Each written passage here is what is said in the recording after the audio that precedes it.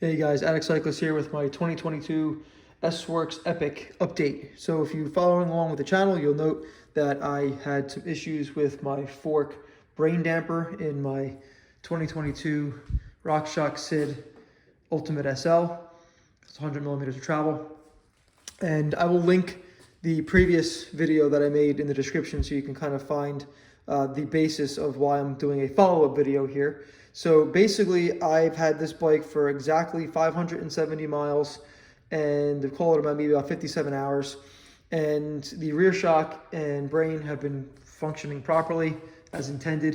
And then the last 2 or 3 rides, I'm coming home and my neck and my shoulders, and my upper back, my thoracic is just tight and it's achy and it's tweaked.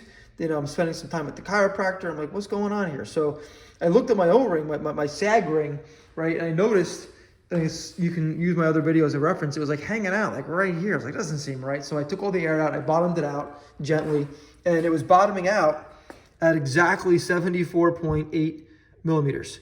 So yeah, something's wrong with it. So it's got to go back to Specialized.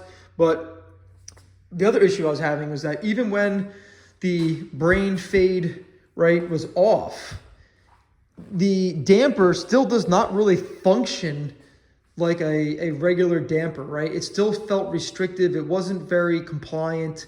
You know, it just felt off, you know, and I had a 19 Epic and a base fork, right? Base brain fork with the brain fade on the bottom here with 24 clicks with the rebound up top. And I thought that fork was great. So I got this bike thinking, oh man, it's supposed to be better. It's got this, you know, position sensitive brain. You know, it's going to be more sensitive on the fork. You know, it's going to ride a little higher. It's a little bit of 15 millimeters of small bump compliance. And it just wasn't what I was getting right out of the box. So I was getting full travel. I saw some videos and some photos of some of my race shots, and I was getting full travel, right? Full travel on a SID 100 millimeter fork is kind of like right below the max line. It's like right there, a little bit, maybe a little higher, it's like right there. So I was way down here. So I'm like, that's why my neck is hurting me. So anyway, this gave me a reason to get the race day damper, which we'll talk about in a minute, but you can see how chunky this thing is. I mean, it is massive, and it's very old school where the area of the damper that actually moves is at the top versus a lot of the dampers now, you know, are moving from the bottom in versus the top down. So this brain, although maybe has been retuned, still looks very similar to the brains of all the previous iterations. But again, this is just the casing for it. So yeah, goodbye brain, little lobotomy, take a walk. So here we are. I will create a little montage at the end of this video of the removal, a weight comparison of the race day damper with the crown adjust versus the brain, and then a before and after shot of all the air taken out and basically bottoming out while the fork is off the bike, and you'll see the difference of what I've been dealing with. So again, this has to go back to Specialized. It should be a warranty because it's not functioning properly. The bike's brand new. So hopefully we'll go ahead and rebuild this. But I have no intention of putting it back in.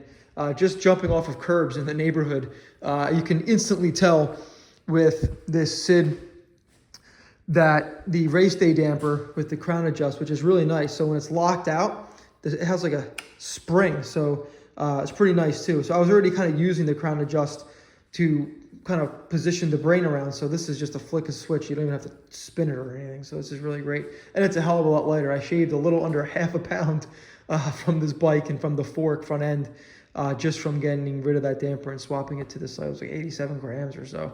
So big improvement there. What's nice about the Charger Race Day 2 damper is that, you know, number one, it's very light. 2, it was designed with this fork to sit a little higher in its travel. So, you know, I'd say probably about 20 millimeters of sag is probably around where it would normally be with this shock. And I did confirm that when I kind of tuned it up to my air pressure, recommended air pressure. My buddy and I did install 2 tokens in here to help prevent some bottoming out. So it still has very nice small bump compliance in this range here. Then it starts to ramp up, and then you feel a lot of restriction right around here. So hopefully we'll prevent any bottoming out. So we'll see what happens there. Don't have any experience, have no rides on it yet, but just impressed, just kind of scooting around the neighborhood, jumping off of curbs, up and down curbs.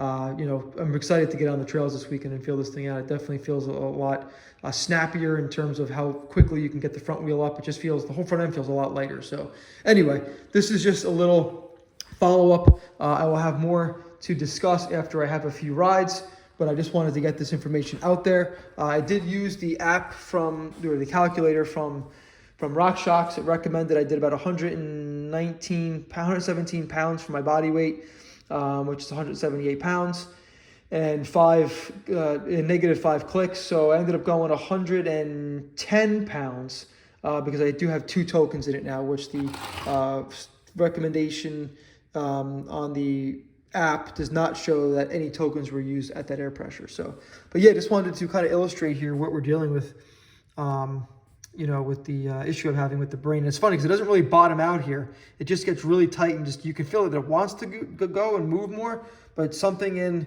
this brain, this is the brain section here, something in here is definitely off and restricting that travel. So now I don't have to worry about it. And RockShox is easily serviced, both the damper and the lower leg service at any dealer. So that's nice to know that I don't have to ship this fork out ever. Just got to worry about getting this thing out to Specialized every, I think it was like 250 hours on the damper, and I think it was 150 hours on the air sleeve. So, but anyway, so yeah, just take a look at the montage. You'll see some of the before and afters and some of the weight comparisons. So appreciate it. I'd love you to hit that like and subscribe button if this is your first time at the channel. Helps support the channel, helps grow the channel. Thanks. Be well. All right. It's right. You can see the line right there. Yeah, put the O-ring all the way down for a second. Right there.